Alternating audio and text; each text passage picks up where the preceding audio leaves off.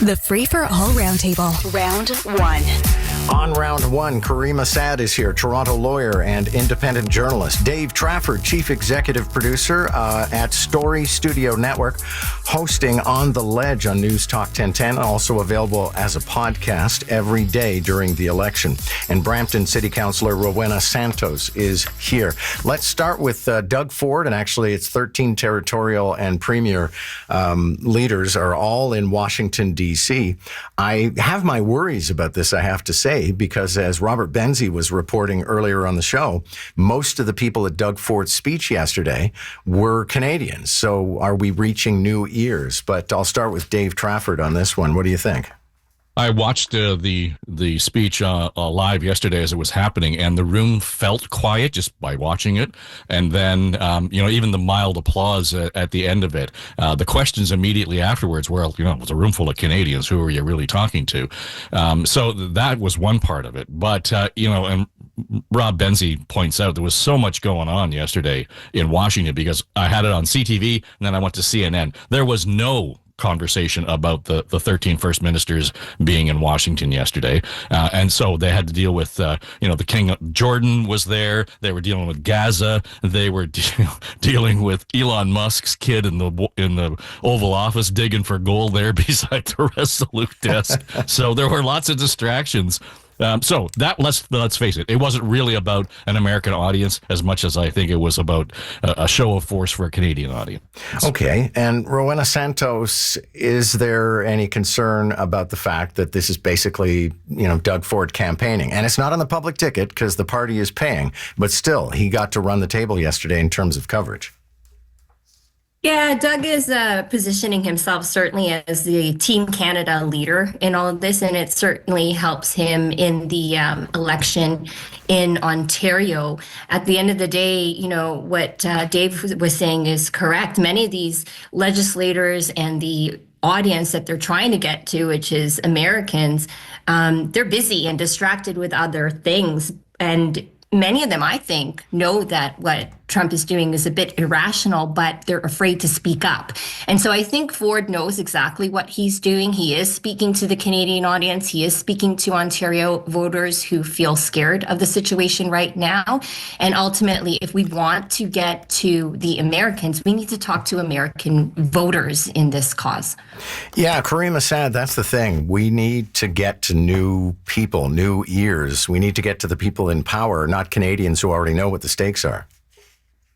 I mean, unless those Canadians are acting as some sort of fifth column who have access to the president, I agree.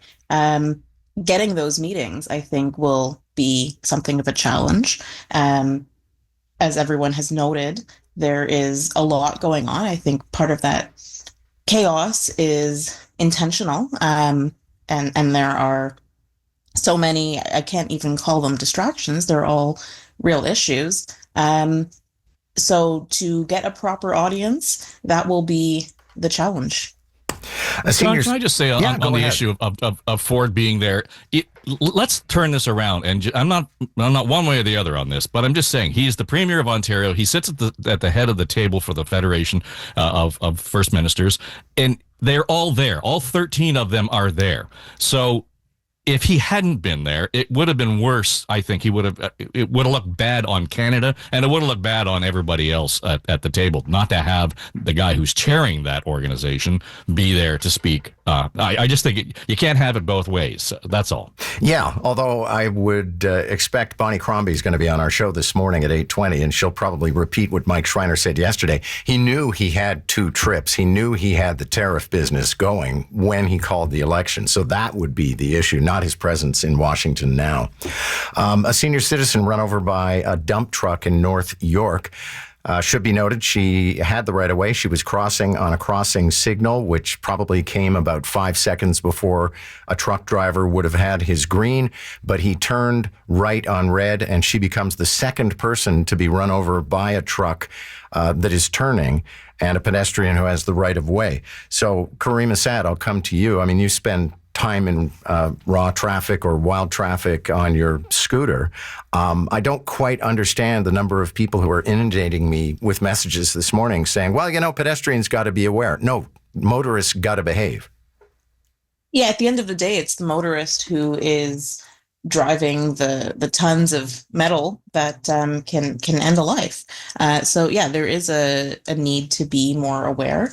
Um, I don't know if it's just the social media algorithm or what. I don't know if there's stats to back this up.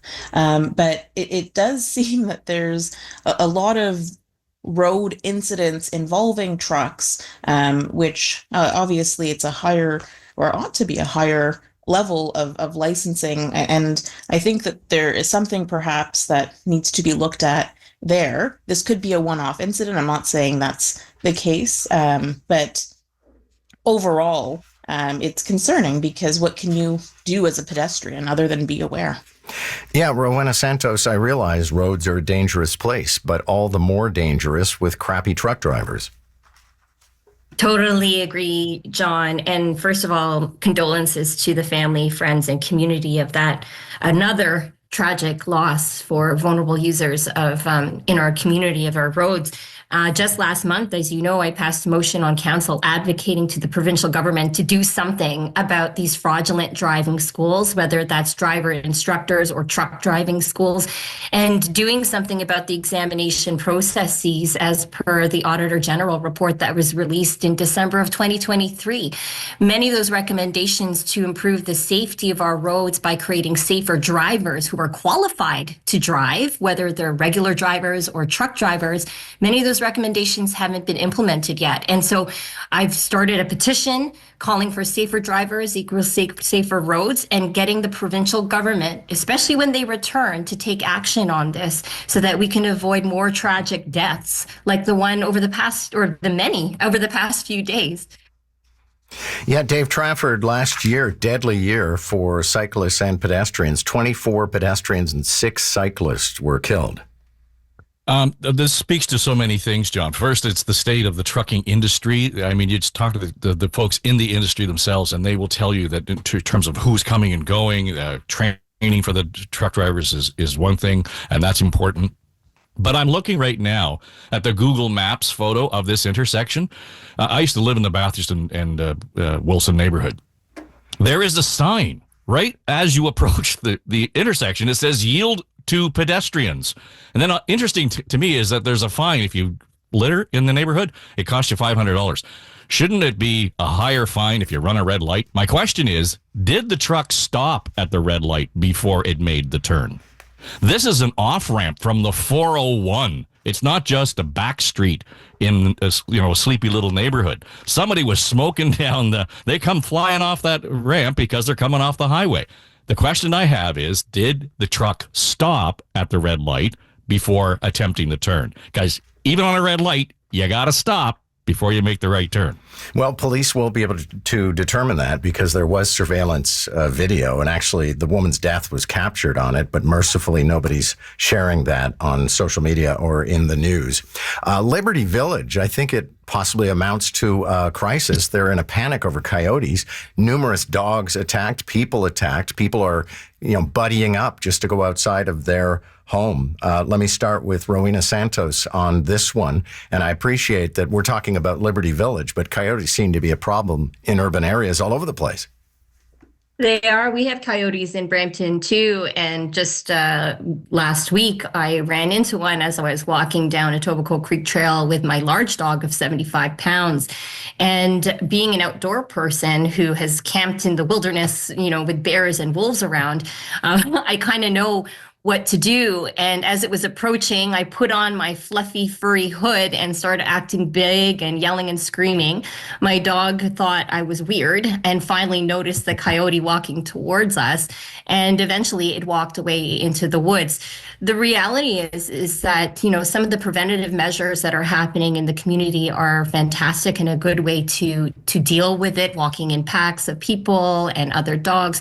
But the coyotes there probably had a food source at one point and became very desensitized because either people or something was feeding it, and perhaps that food source has gone away. And so now, over the past little while, they're looking for food and attacking other dogs, etc. MNR, I think, does need to come in and trap and release them. It's the last resort that they ever do. I don't think that shooting them down is a good idea in an urban setting, but I do think MNR should step in and maybe trap and release them. Although Dave Trafford, trap and release of many critters has generally failed in the past because, another coyote's just going to move in. Well, and I think it's a hard conversation to have for sure. But let's face it, this is an issue not just in Liberty Village, beautiful downtown Don Mills in my neighborhood. We see the coyotes often, and it's a problem. So if it gets to the issue where we're talking about down at the lakeshore, you got to come to terms with culling the herd. I mean, that's pretty much what you have to do, whatever it happens to be. And I appreciate the fact that there are people with pets and that they're animal lovers. But if we turned it around and the animal you owned was a danger to the neighborhood, then it'd be an issue as well. Yeah, Karima Saad, I realize it's a delicate thing, the culling of animals, but we're talking urban safety here. Yes, and it's clearly an issue for these residents. I agree that that ought to be a last resort given the urban setting. I think having these animals shot in the street or that's not an ideal. One thing I picked up on from this article is the level of involvement from whatever bylaw is currently monitoring. It seems to be off offhands and not actually covering the hours of the day where this would be an issue. So that's probably a place to start as well. Dave Trafford, wanted to quickly ask you about Pete McMartin's column, Farewell to My American Friends. It's over. It's about the indignation that we have about what Donald Trump is doing to Canada. But what struck me, and the reason why I come to you, is this is like the mirror image or the bizarro world version of Gordon Sinclair's famous Ode to America. Well, exactly. And I think that when you look at what Gordon wrote in the 1150 chair at CFRB in the day, he was talking about what made America great, oddly enough. And it is exactly the opposite of what the Trump administration is doing right now. So, for example, he said, the Marshall Plan and the Truman policy pumped billions of dollars into discouraged countries. This is post-Second World War. The fact is that the Americans started the American century after the Second World War and became sort of the foundation of democracies and getting countries back on their feet, helping them with natural disasters. Just this week, we've got U.S. aid being canceled by the federal government in Washington. So Gordon would be screaming at the 1150 newscast this morning if he were still in the chair. I still have it on vinyl. I just don't know where I could play it. Thanks a lot. That is on the morning, not the morning brief, but round one. Dave Trafford, Rowena Santos, and Karima Saad.